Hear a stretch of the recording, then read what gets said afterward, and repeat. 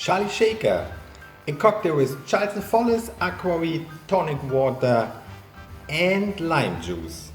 So first we take our glass and fill it with ice. Then we add 20 milliliters of aquavit and 20 milliliters of Charleston Follies.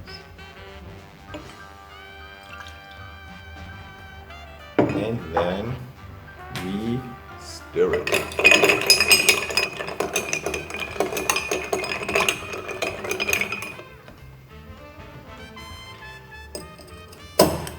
Then we take our chilled glass and put it inside.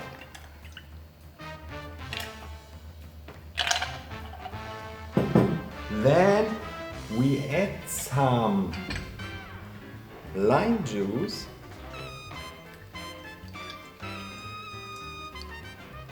and 10 milliliters of tonic water. Here we are.